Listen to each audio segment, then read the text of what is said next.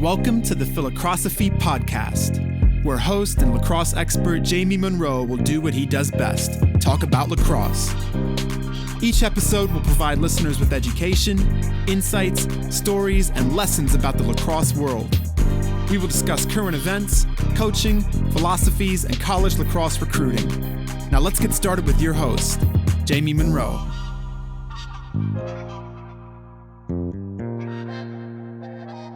I'm really excited to introduce and welcome Pat Colleluori to the Virtual Lacrosse Summit and to the Phi-Lacrosse-ophy podcast. It's sort of a twofer here. Pat is the Chief Development Officer for the HEADstrong Foundation and is the brother of Nicholas Colleluori, who passed away 12 years ago. And Pat has dedicated his life to trying to help cancer victims' families navigate this incredibly difficult process. And what you guys are doing for people is incredible. And so happy to have you on the show and psyched to hear all about it. Yeah, it's an absolute privilege to be with you today, Jamie. Thank you so much for providing this opportunity and forum for us to further educate people on the history and the mission and the impact of the HEADstrong Foundation. It's amazing.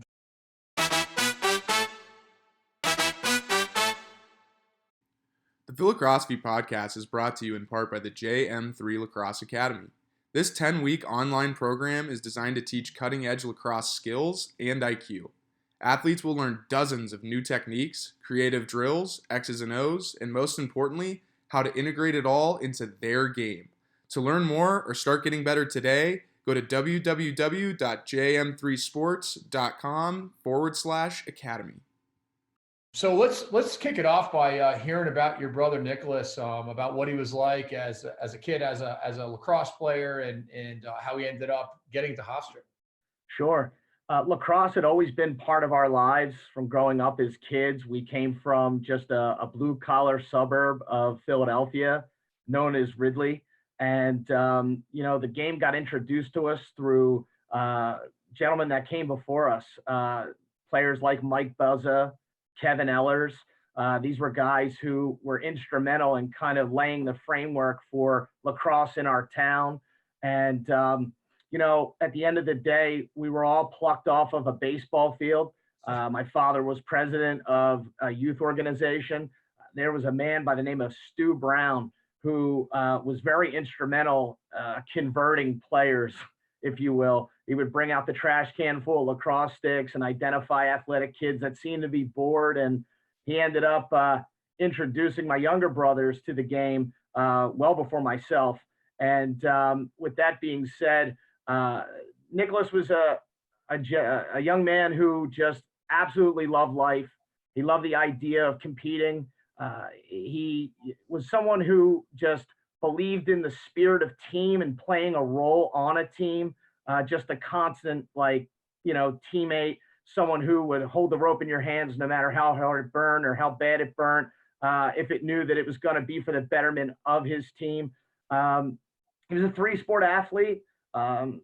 Football, wrestling, lacrosse was kind of, what he pursued. And he was always super competitive and someone that just held himself to a higher level of accountability. And I think as a result, that resonated with his teammates, and that was constant throughout his career as an athlete. He had the opportunity to play the game competitively as early as 7th and 8th grade for a club program called the MAB Dogs, which was a program that was led by a gentleman by the name of Matt Flynn. And Matt had, at the time, taken the kids down to play in Champ Camp, which you probably, were there recruiting at the time. I remember those MAB Dogs. They were a tough, skilled team of Philly kids. And I remember watching those guys very, very vividly. Yeah, just last week, we had lunch with Jim Bruder, and it was his family's business that was MAB Paints. Mm-hmm. And this was years before, the evolution of the club lacrosse scene. And so that was like the first time that Nicholas had the opportunity to play with a collective of guys that weren't from Ridley.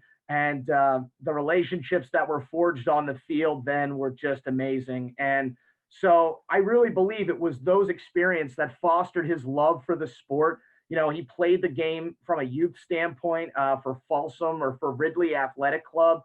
And, just I think a combination of opportunities. He was coming up, and my younger brother, Michael, they were coming up in a time when the game was really growing in southeastern Pennsylvania. And there were a lot of opportunities to experience the sport, have access to great training. The Philadelphia Wings were just, a wonderful outlet to introduce the idea of lacrosse at a professional level, which I think got a lot of the kids very excited about the opportunities that the sport had to offer.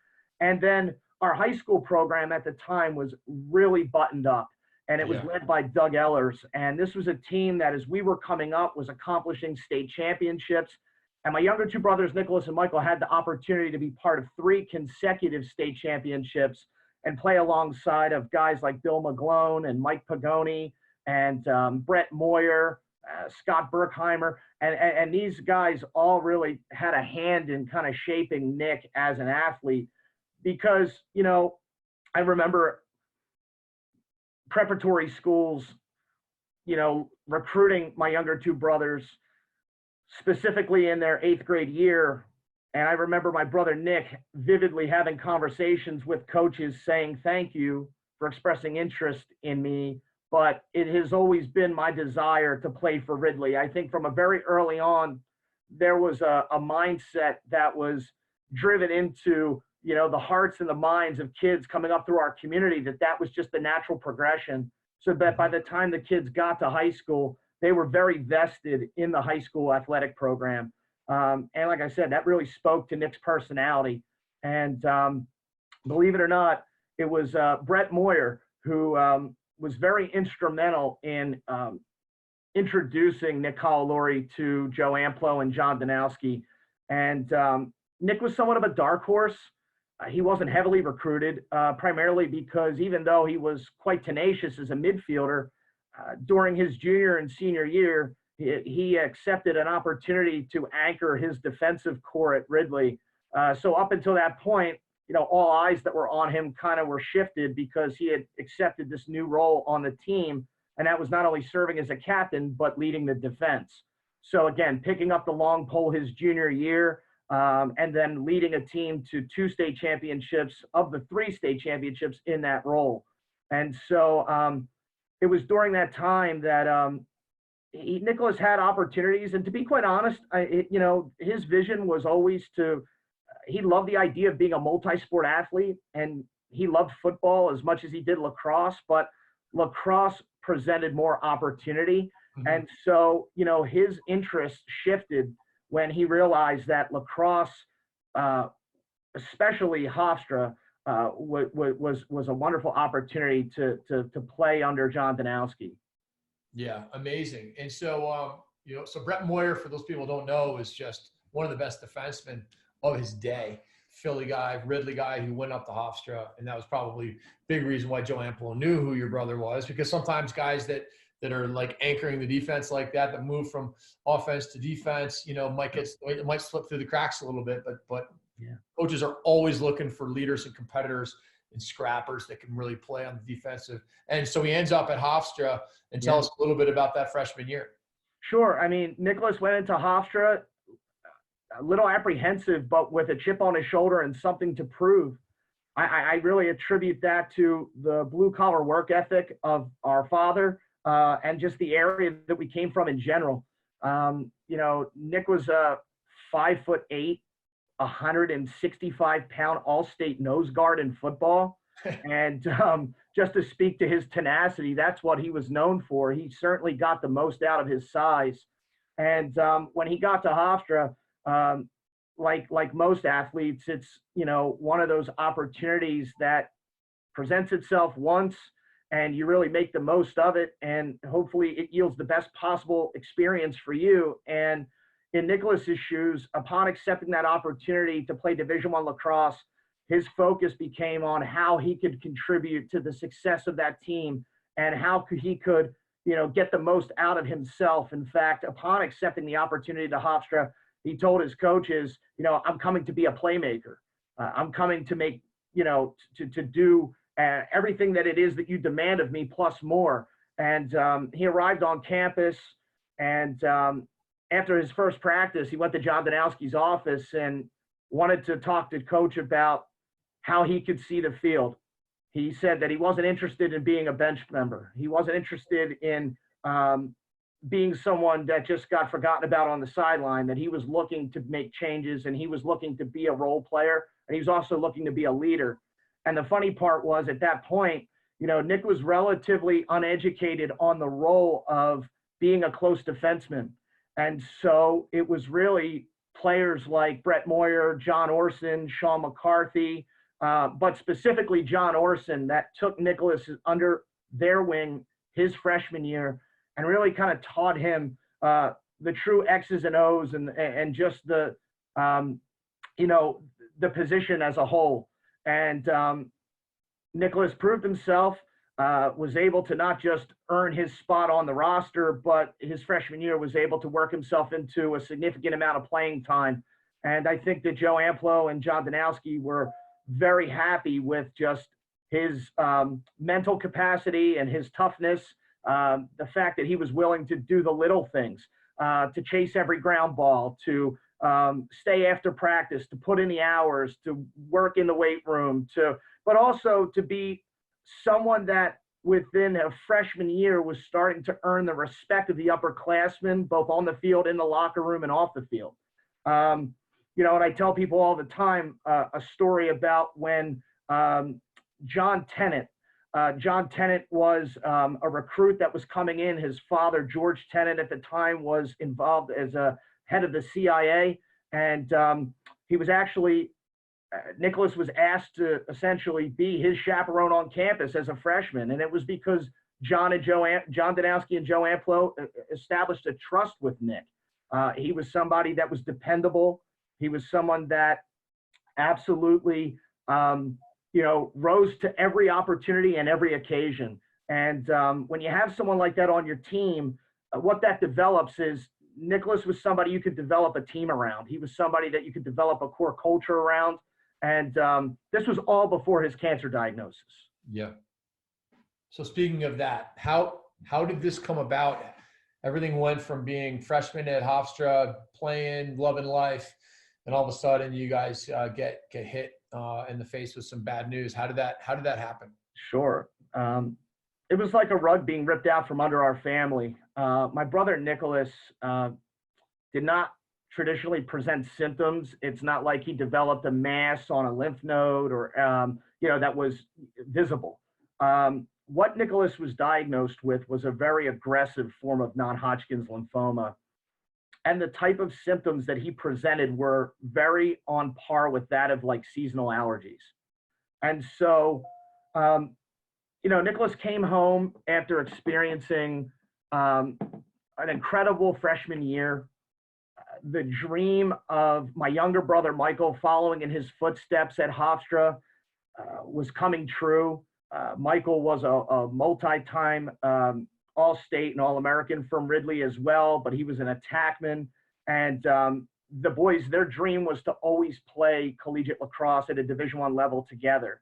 And I can only imagine, what it was like for them to have that dream realized and how exciting that would be, And what was interesting was that when you look at the roster of athletes that played on a lot of the John Danowski Hofstra teams, there were a lot of families, and for instance, the Prifties and the Untersteins, just a few that were just on there. I think there was probably 4 sets of brothers that were on the team. So it was really exciting, like I said, for this to be coming true. And the boys spent the entire summer working out and just training to be their best selves, if you will. And they get back to school, and about 3 weeks into fall, on September 21st, 2005, Nicholas was diagnosed. And prior to him going back to school, he had developed some allergy-like symptoms, as I had mentioned. And I want to say it was probably right after Labor Day weekend, he had actually had a tonsillectomy. He had his adenoids and his tonsils removed. And at that time, that was just a procedure, as we know, that, most children have. My son had that done in first grade. And so, for Nicholas, it was a matter of, he was made aware that there was some general concern about some of the coloration of the tissue, of the adenoids that were extracted. But as far as Nicholas's demeanor and whatnot, even though there was a possibility that it could be cancer, it never really registered. It was something that, again, when you're an athlete at the peak of your athletic career and you're working so diligently to be an athlete, be a student, be a good person, then you never think that cancer is going to impact you. But as we've learned over the years, it certainly doesn't discriminate. And so, as I had mentioned, on September 21st, the results came back. Nicholas did have cancer. To be quite honest with you, I don't think anyone is prepared to hear the words that you have cancer. I think that when that happens, your heart sinks, your wing gets taken out, your legs get cut out from under you, and your mind goes to the absolute worst of places. I mean, naturally, there was a lot of apprehension and anxiety. My mother and father had learned of Nick's diagnosis, and my brother Daniel and myself were dialed in even before Nicholas had knew that he was ill. And a lot of that had to do with the fact that Nicholas and Michael were up at school. They were living together. My parents weren't certain about how they were going to take the news. Like, how are our children going to react to the fact that one of them is sick? And so mom's second call was to John Danowski, and John created and devised a plan with the other coaching staff, and he was able to bring a counselor to the office. And the idea was mom and my dad were going to drive up to Hofstra, and they were going to get Nicholas out of class with Michael at the same time and bring them into the office and share this news. And so that's exactly what happened. We felt that it was the best plan. I was at work, at home, and my brother Dan was also at work. So it was like, we were just quivering, just waiting for the phone call, because like I said, how Nicholas's response was to having cancer, I imagine, was going to influence and dictate just how the rest of things would play out. And so upon sharing the news with Nick that he had cancer, I don't want to say Nicholas took the news in stride, but he was certainly confident. That's one thing that I think Nicholas possessed. He had a great mental capacity and a great confidence. And I don't mean to sound that he was not arrogant by any stretch of the imagination. It was just that he had the ability to fight a mental war. He had the ability to rise above adversities because he could harness it and process it. And then, so that's exactly what happened. So in an office with John Danowski, a school psychologist, a doctor, as well as my mom and dad and Nicholas and Michael, this news was shared with him. At the time, Jamie, we did not know Nick was terminal. In fact, we just assumed what he had, being non-Hodgkin's lymphoma, was relatively common. We were foreign to the disease, outside of having a few relatives, like most people in their lives, that are touched by it. You don't necessarily think that it's going to affect you until it does. And so we found ourselves in a situation of being rather informed and uneducated, and now somewhat in a fearful retraction, and also somewhat of a, like, I oftentimes refer to it as like, just, you're reacting without any type of like education or any type of like comfortability. You're just vulnerable. You have no idea what the realities are, what to do, what's the next move, and you're just depending on people that you hope know what they're talking about. You're exactly right. You find yourself at the mercy of so many other people. And so, so Nicholas was told the news, and the sad part is, at the same time, my brother Michael's cell phone rang, and my brother Michael answered it, and here his best friend, who was a face-off man from Malvern Prep by the name of Evan Brady, had passed away earlier that morning. Oof. And so Evan was diagnosed with Ewing's sarcoma in 8th grade. He played, and Michael and my younger brother Michael and Evan met one another playing for the Penn Star team, which was coached by a gentleman by the name of Howdy Myers. And at the time, the two boys captained that team. They were really, really tight. And then in 9th grade, upon entering Malvern Prep, Evan was diagnosed with Ewing's sarcoma. And he battled this disease over the 3 or 4 years of his high school. And with that being said, you know, he was put into remission, and then it came back. And so our journey against cancer began with the funeral of my brother Michael's best friend losing his fight to cancer. And so that was really difficult because, you know, Nicholas was there literally seeing with cancer what had happened. And it was a really difficult moment in our family's life. And I'll be honest, though, you know, the way that Nicholas reacted and responded to having cancer was nothing shy of inspirational. He wanted to speak to his team. He believed so much in the importance of shared experiences and understanding how the idea of team could help families, and not just help families, but help him navigate cancer. It's like when life throws you adversity and differences and obstacles, you know, it's really important to know that you have a support system around you. And that's exactly what a team is. And so when Nicholas learned of his diagnosis, taking you back to the locker room, Nicholas wanted to speak and to address his team. And that is heavily documented. I know that, you know, John Danowski as well as Joe Amplo talk about it a lot, about just the courage that Nick displayed in sharing with his teammates his diagnosis and what it was going to result in as far as him withdrawing from school and immediately beginning treatment. And I can honestly tell you that lacrosse, athletics, and team got Nicholas through 14 months of hellish treatment that preceded that moment. But back to, like I said, Evan Brady, that literally happened, you know, a few days. Evan's funeral happened just a few days after Nick's diagnosis. And so it was, you know, I know it was a scary moment for Nick because it was like a major reality check for what he was about to go through. So, and what you guys, when you got this diagnosis, you met with a doctor, and, you know, at what point did they say, hey, this is serious, you know, because I've read, and you've talked about this, cancer is always serious, but when you hear 3 months, sure, it's insane. You know, you're 19 years old. Yeah. When did you hear about that, and how did he take that news, and how did he attack it? And then if you could just sort of talk about how he had the idea of the HEADstrong Foundation from there. Sure. You know, Jamie, when Nicholas was diagnosed, we, as I had mentioned, we really didn't understand the extent or the severity of his diagnosis. What we come to realize was that he was diagnosed with something called mature B-cell non-Hodgkin's lymphoma, which affected his nasal pharynx.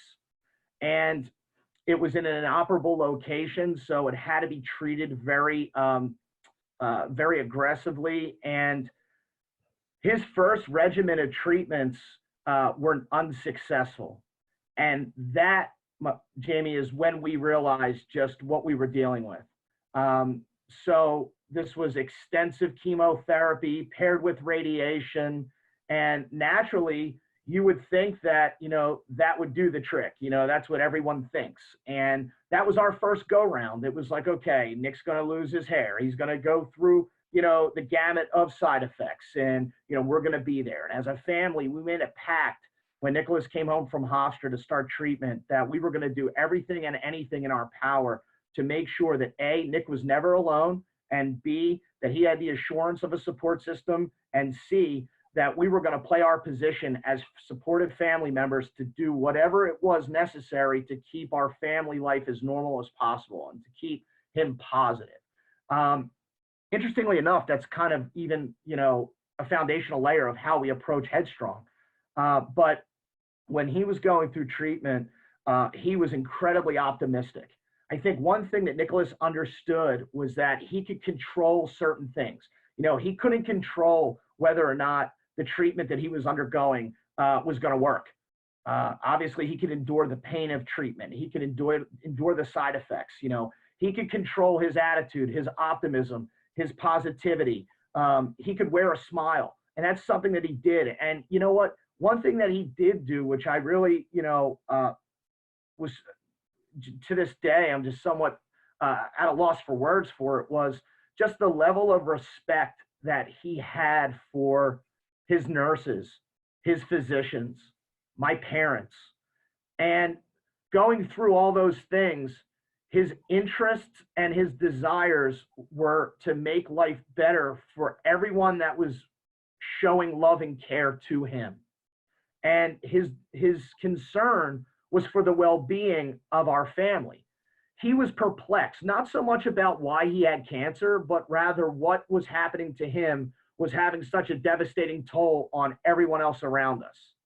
And so that, for me, was probably by far one of the most amazing things about Nicholas, just that spoke to his selflessness. And so we learned that, when probably in January or February of 2006, early into 2006, when that first regimen of treatment was unsuccessful. And at that point, the window begins to close. It's now a race against time. What's next? Now, again, what they were able to do is they were able to treat my brother with another extensive round of chemotherapy. It then went into preparing him for a stem cell transplant. And so, again, at that point in time, we still did not understand that Nicholas was terminal. I think the one thing that physicians want to, they don't want families to ever lose hope. I think it's one of the controllables, as long as there are options and as long as that person's with you, you're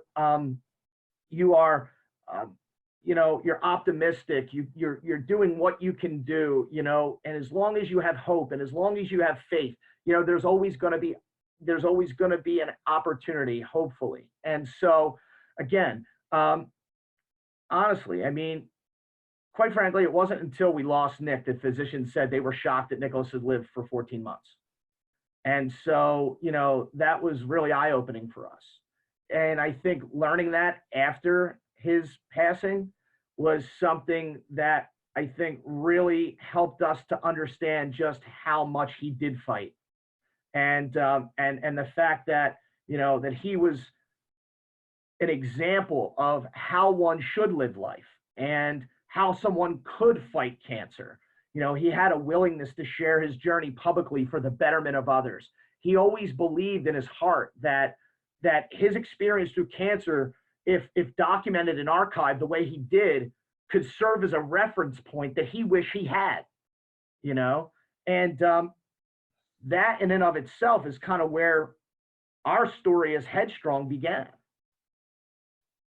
Amazing attitude and resilience, and what an example. And he lived this, lack of a better word, this nightmare situation, and it motivated him and ultimately you guys to figure out ways to help others. Maybe you can talk a little bit about some of the things, as it relates to what you could do better and how hard it is to know what to do, where to go, and where to find advanced cancer treatments and all that, and how it sort of fit into the HEADstrong Foundation. Sure. What, as I had mentioned earlier about Nicholas, Jamie, was that he was deeply concerned for the well-being of everyone around him. And what would happen would be is that my father would go and work a 12-hour day, and he would show up and relieve my mom so my mom could get a little rest. And my mom and our family was spending so much time, including Nicholas's fiance, Jordan, they were spending so much extensive inpatient time because, again, given the severity of Nicholas's situation and his declining health, what was happening was that he had to spend lots of time in the hospital. And again, it was our family's promise to Nick that we would always be there for him. And so, the little things, the ancillary things that people take for granted until they're in that situation. We spend a lot of time in the hospital these days, and people all have the same general concerns. It's their well-being and how their quality of life is compromised in an inpatient setting. And so, Nicholas was consumed with trying to fight for the betterment of that, first and foremost by identifying the inconsistencies in the patient experience. And, he was consumed with things like how come he couldn't watch, Hofstra's game on television, or how come the linens in the hospital bed weren't comfortable, or how come, his mom didn't have a reclining chair when she's sitting by bedside for 12 hours trying to wait on Nicholas's every possible need. And what he also realized was that not everyone had a support system. Not everyone had visitors, and not everyone had people. So Nicholas would walk the floors hooked up to a chemo pole, and he would go and visit with people. He would speak with people. He would just, knock on the door and just say, "Hi, I'm Nick. I'm in the next room. I just wanted to introduce myself. Do you maybe want to have lunch?" And, at the end of the day, Nicholas was an advocate for people that did not have a voice. And so, that's kind of where his desire for creating the HEADstrong Foundation was rooted. His concern for the well-being of others and his own personal experience, and then that of our family. Some of the financial obstacles that my family had to endure, the gaps in healthcare, the challenges of just having to navigate the most difficult decisions of your life in the most vulnerable of circumstances, and finances is a leading problem. And so, I don't think Nick was the type of person that wasn't necessarily out there to cure cancer. And that's not what the HEADstrong Foundation does. We're not a sciences-based organization. We're out there as a service-based interface to work with families and medical centers and be that interface to tackle the tangible things that are influencing and oftentimes preventing people from pursuing treatment regimens that may save their life. And so, that's accomplished through a lot of things that Nicholas did himself. And I love the fact that in the last months of his life, that he was so fixated on using his experience and that of our family for the betterment of others, because Jamie, it's allowed our family to move forward through life without him. Yeah. And when I talk about our service mission, I want to talk to you a little bit about like how Nicholas helped frame that. The first thing was emotional coaching. That's something that you do as a coach every day. And it's interestingly enough that, from an athletic standpoint, we do pull, and Nicholas did pull a lot of the inspiration for the foundation based on the athletic principles that we experience through game and through team and through sports. The idea of being a direct support system to not only be a teammate, but to coach someone up and through the toughest decisions of their life. Yeah. We witnessed it, we lived it, we know what it's like to be in the trenches, and we know what it's like to swallow our pride and ask for help. And we also know what it's like to be in the shoes of the people we serve. And Nicholas understood that. And so him going around and meeting patients and families and publicly advocating for the disease and, being somebody that didn't try to approach it from the sterileness of a medical community standpoint, but from a human standpoint, and just being real with people and helping people understand that, that this doesn't have to define them, that there's ways to control through optimism and positivity and realizing that love is something that conquers all. So today we stand as a direct resource to families, coaching them up and through the toughest times of their life, their cancer journey. Now, obviously the financial strain, sudden medical debt.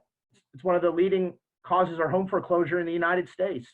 People really don't understand the extent of their healthcare situation until they need it. So right out the gate, you're reacting. And, with that being said, my brother Nicholas was in a predicament. Back then, he ran the risk and did lose his health insurance by not being a student athlete. So, not just being a student athlete, but being a college student in general. And with that being said, in addition to navigating terminal cancer, my mother and father now had to get very street smart on how to sustain Nicholas's health insurance. Why should families have to do that? That is exactly some of the dilemmas that our family experienced and why we were so blessed to have the lacrosse community as a support system during that time. Because again, at one point, Nicholas's medical expenses were upwards of $250,000 a month. And if you have somebody that's just declining in health, and therefore people, their support system and caregivers aren't working, they're not recording income. And our situation is that we had to learn how to navigate life with 50% the income. And then on top of it, mounting medical expenses. And then when my brother passed away, his student loan and his funeral expenses. I mean, the bills just amounted, and it probably took my family upwards of about a half of a decade to dig out of that hole. And now today, what we're able to provide to people is not just financial assistance and support, but also advice and mentorship through resources that are designed to teach people how to navigate the financial challenges that present themselves. And so also one of the major issues is logistics. I wish I could say that cancer treatments were readily accessible. I wish I could say specialty clinicians are readily available in every location throughout the United States. But the reality is that is not possible, and that's not what happens. And so, with that being said, there are certain markets and certain areas that have access to cancer centers and advanced cancer centers and proton radiation and the most advanced treatment options. And where you find those learning hospitals, you also find a concentration of researchers and leading specialists. I don't know about you, but if I was diagnosed with cancer, I would want the best possible clinician managing my case. Just like if you were on a lacrosse field, you would want the best possible coaching mind developing you. It's the same premise. And so, when treatment did not work for my brother Nicholas, we were sent home, and the options were hospice or clinical trial. And the clinical trial was in Bethesda, Maryland. Facing little to no options, you go. I mean, when you're faced with your mortality, you go. And there were two situations throughout our journey that really shed light on the hardships that families endure. The first one was we met a family living out of the parking garage of the hospital that Nicholas was being treated at. And they were just hit so financially hard that it was just a situation that they were forced into. They were literally living out of the car, taking shifts, caring for their loved one while their daughter received a bone marrow transplant. When Nicholas's stem cell transplant did not work, we went to Bethesda, Maryland, and there was accommodations, but it lacked the comforts of home. It was a sterile environment. It did not feel comfortable. It was, it was one of those things where, again, facing Nick's mortality and minimal treatment options, we had to pick up and go. Fortunately, it was driving distance, but for so many families, Jamie, it's across the country that they have to travel, thousands of miles for 6 to 8 months on average, and so we knew what it was like to be in that situation. And the sad part is that because of the extensive treatment that Nicholas had endured, by the time that clinical trial rolled around, his vital organs were not healthy to withstand those treatments. His kidneys were really suffered with respect to the extensive chemotherapy that he had endured for 12 months up until that point. And so, logistics and lodging really round out the HEADstrong Foundation service mission. Having met that family living out of their car, my family sprung into action and offered them a place to stay. 2 years into operating HEADstrong formally, we came upon a building. And what I love about HEADstrong is that, we started out very unconventionally and untraditionally. We started out with a promise to Nick. And that promise then took us to a boardroom, which was a classroom at the high school that we attended, and an office that was my old bedroom where Nicholas spent the last days of his life. And over the years, we've continued to evolve. And we came upon a building, and at the time, this building had an apartment on top of it. And the idea was, and it was in terrible condition. And my mother and my father ended up, remortgaging their home to give us the opportunity to take HEADstrong to the next level. And I think at the end of the day, that's one of the more amazing things in this journey and why I think it's been met with such success, and because it's real. And I take great pride in sharing that with you, because when you believe in something wholeheartedly, you just go with it. And like I said, my mom and dad said, we need to be able to do something for this unmet need. We can't have people living out of a parking garage. And so this office that we rehabilitated also had an apartment above it, which for the first 6 years we operated as Nick's house. And we welcomed families from across the country. And what was amazing was that we could provide to them a support system right there, that could address all their health concerns and needs, and just be a mutual empathetic arm that could help them and be a direct support system in an area that they were foreign to. And so for 6 years, we welcomed families, but it certainly had its fair share of learning hurdles. We desired to be ADA compliant. We desired to accommodate more families.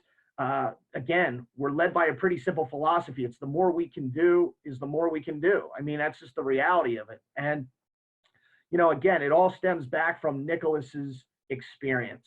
And so, the idea of Nick's house was born to life based on that. And we saw what a resource Nick's house was for families.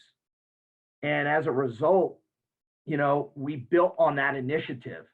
2 years ago, we expanded Nick's house to encompass a home, and we partnered with more than 45 construction entities to resurrect a home that was 125 years old. And this house had 8 bedrooms, and it was large and expansive, and it gave us the ability to quadruple our impact through Nick's house. It allowed us to have 7 families under one roof, and it allowed us to weave them into the fabric of a community and allow them to commute into the hospitals daily. And it allowed them to put these leading treatments on their destination plans without incurring the expenses that oftentimes prevent them from. And it allowed people the ability to reap the mutual benefit of having a support system of other families dealing with a multitude of cancers under one roof. And then on top of that, we provide workstations so that caregivers, don't have to go without their jobs, that they can produce income, that they can sustain their employment and their health care and their benefits for their loved ones. Virtual classrooms so that children can continue to stay productive in the classroom while continuing to go through treatment.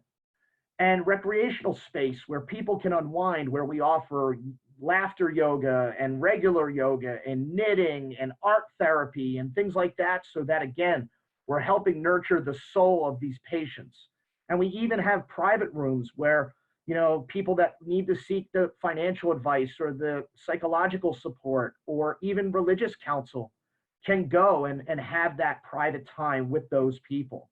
And so, again, we were able to take a major step as an organization, and it all goes back to Nick's desire to live with quality of life and normalcy. And we find that to be the commonality amongst the more than 18,000 families that we've had the privilege of serving over this past 12 years.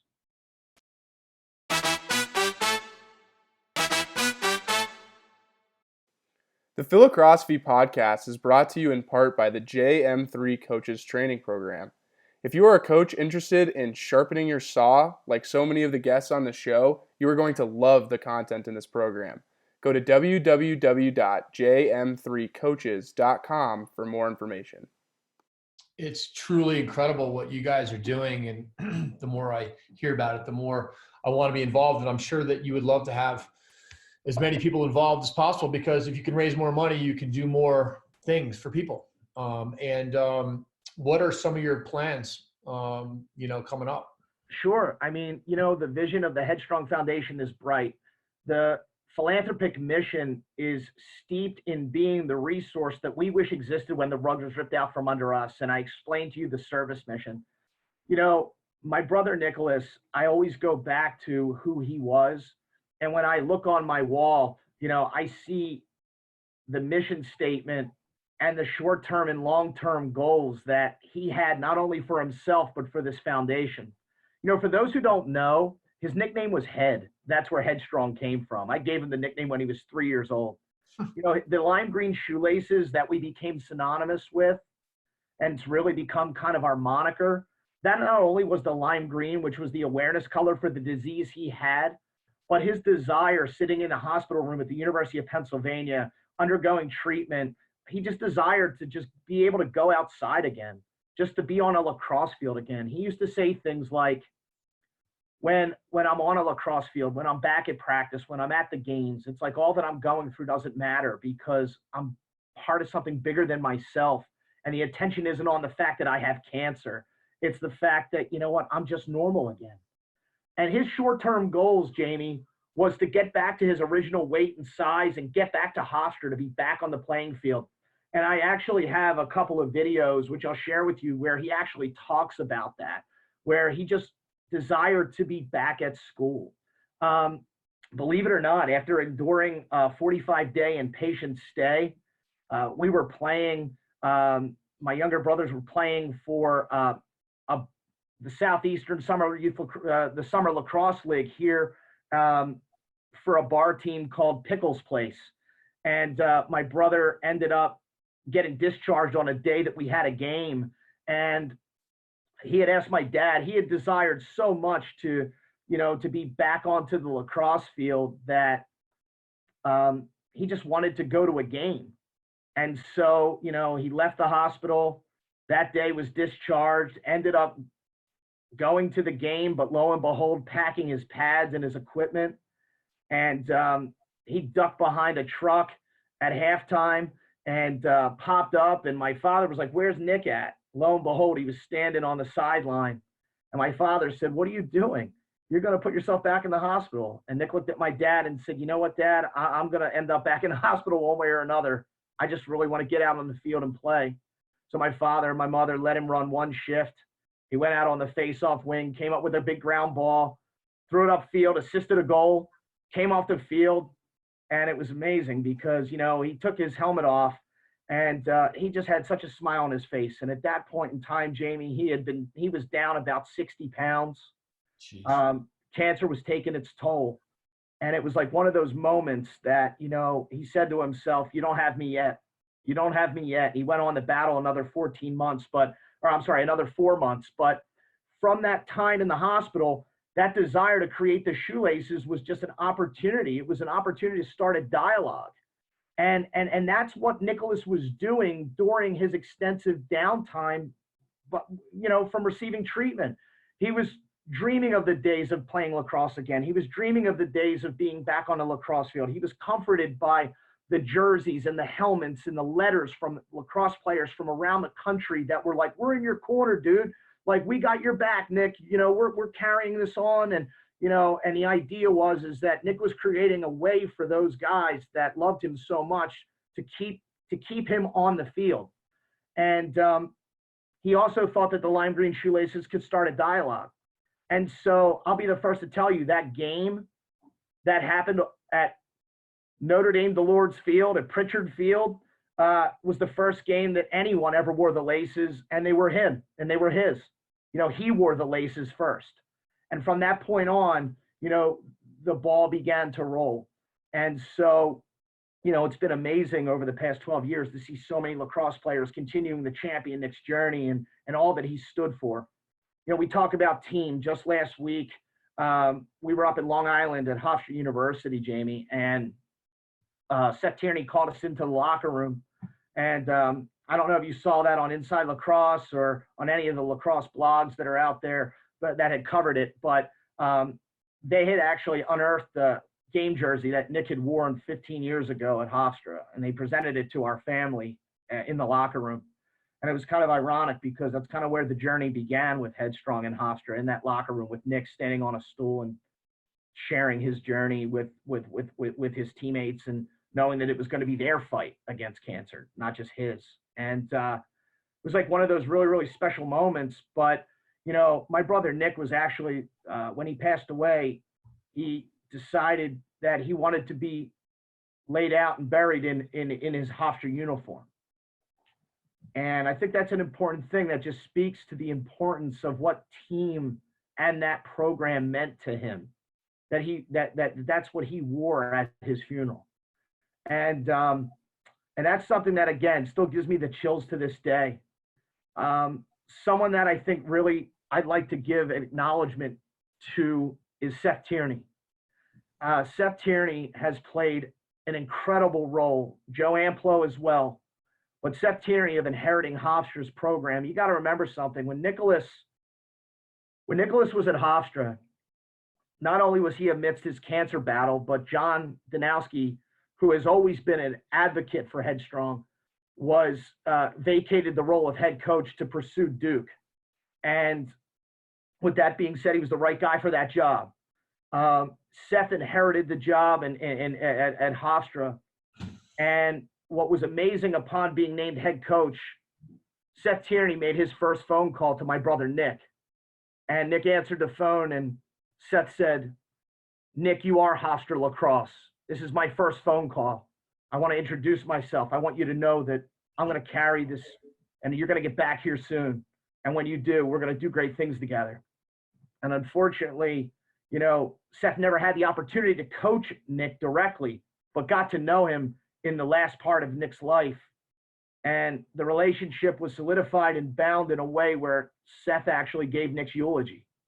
Amazing. And over the past 13 years, Seth has continued to champion Nicholas's legacy through creating events and, creating opportunities on campus and creating an honorary award in Nick's name where seniors wear his number and, golf outings and amazing things that just celebrate Nick's life with the program.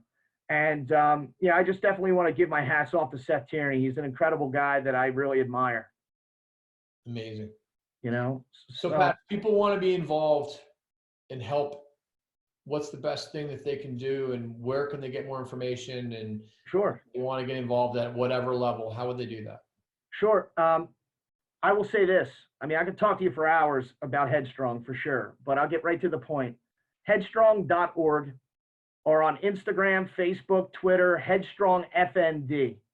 We have amazing events, amazing campaigns. We have experienced teams that are coming to life now where we're taking players that want to be part of the mission and giving them the opportunity to do so, whether it be through events like the Lake Placid Summit Classic.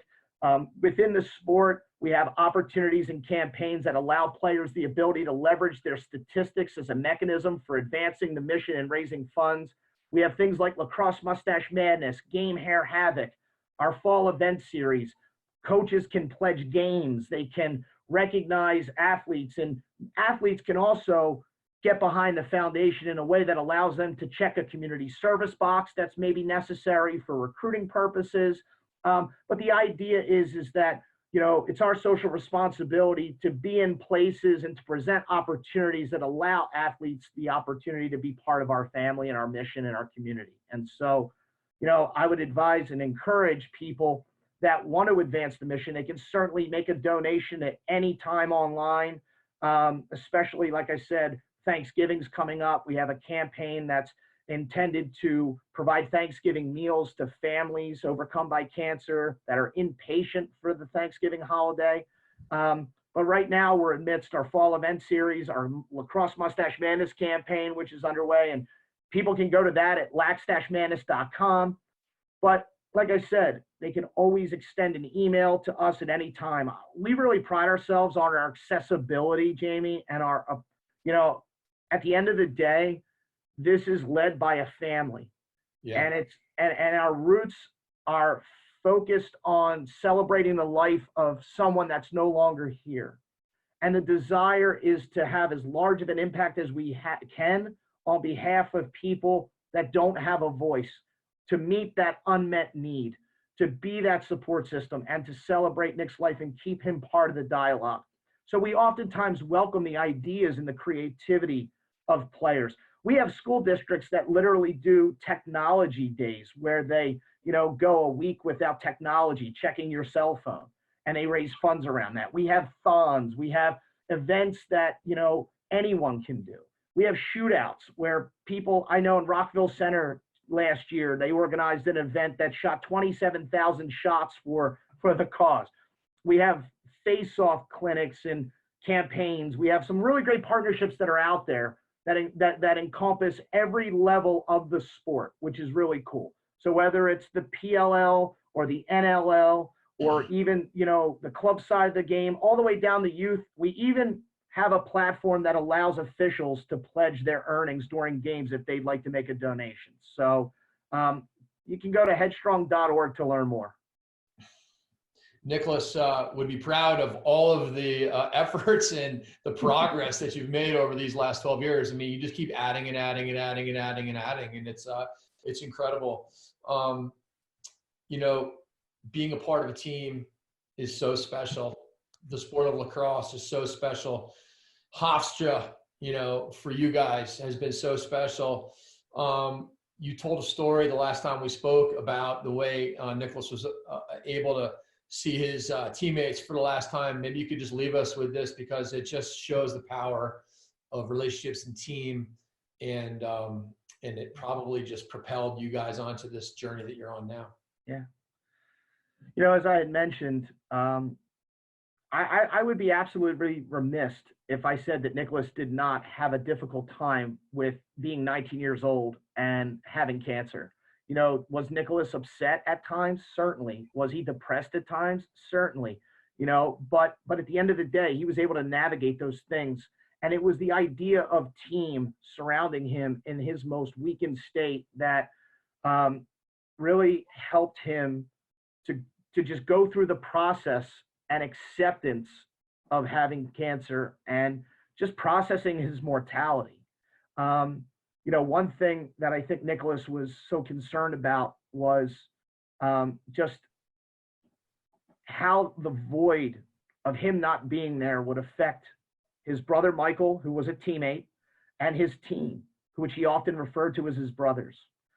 So when we had gotten word that Nicholas wasn't going to make it, my mom reached out directly to Seth Tierney, and Seth Tierney and the Hofstra athletic staff organized a chartered bus trip to our house. The entire team came into our home. They drove from Long Island to Philadelphia, and they piled into our living room where my brother Nick sat in a chair. And for 3 hours, my brother, with a smile on his face through the pain, just held court. And these boys, it was just an amazing moment that you're thankful that you're part of athletics to just witness and experience it. I oftentimes say that I wish somebody filmed it, but then again, it's one of those things where I'm just happy I have that memory in my heart, because it's maybe a memory that the guys that are in that room shared. It was something that certainly bonded all of us. But for 3 hours, Nicholas was able to find strength, and he was able to just have that camaraderie. And it was interesting because our journey began with a team huddled in a locker room, and our journey ended with Nicholas's team huddled around him in our family room. And it was just such an amazing moment. And it was one of those things where Nicholas, again, who knows how to, navigate that. Right. But I will say this, the unconditional love of team and brothers with a shared commonality of lacrosse, it was just the perfect situation for Nick to be able to say goodbye to his teammates. And how do you say goodbye? I think that those kids that left that house that day probably understood that Nick fought as hard as he possibly could, that there was nothing more that he could do. But the fact that they left that house smiling, knowing that Nicholas was comfortable with the way things were, and knowing that he was making them laugh and them smile in that time, it almost like eased the difficulty of saying goodbye to someone. And again, I had the privilege of being in that house. It was probably one of the most amazing things that had ever happened to our family. It's amazing how you could say that. Yeah. How something that could be so tragic be also so amazing. Right. And I just think that that's what the unique thing about life is. You just never know what's going to be presented to you. Nicholas is an example of how someone can navigate life's greatest challenge with a smile and just and knowing that someone can fight and fight, but at the end of the day, our fate is in the hands of a higher being, and it's a matter of just how you accept that. And I think Nicholas was going through a lot mentally, especially knowing that he was going to be leaving behind everyone he cared about in the world, and that was his biggest fear. Mm-hmm. And I will state that again: having cancer was not Nicholas's fear, but knowing that his time was limited, and knowing that there was a possibility that, and eventually he was going to be leaving this earth. He was scared for my parents. He was scared for his brothers. He was scared for his fiance, and he was scared for his teammates. And it was just a very fitting, special moment. And if you were to talk to Joe Amplo or Seth Tierney or anybody that was in that room, they'll tell you the same. It was probably one of the most humbling experiences of their life. And, I couldn't think of a better way for Nick and his teammates to have a closing, if you will, of the chapter, which was his battle. And every single person that was in that room has continued to champion on behalf of Nick, whether that be, like I said, John Orson or Kevin Unterstein or Stephen DiNapoli or John Gorman. Anybody that was on that team, carries that with them. And it's just, like I said, a special bonding moment for all of us. It's amazing.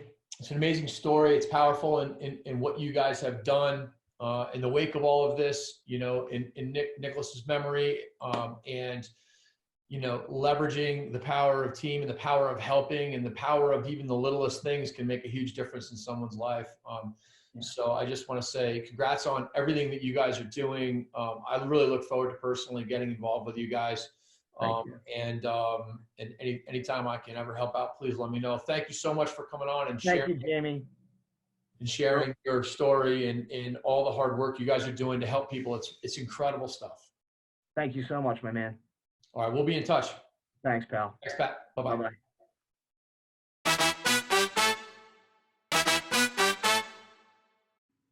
The Phi-Lacrosse-ophy podcast is made possible in part by the JM3 video assessment tool. There's no question that video is critical to player development. One way or another, your son or daughter must utilize video to learn their game and the game. To learn more, see video testimonials, or register, go to www.jm3sports.com/video right now.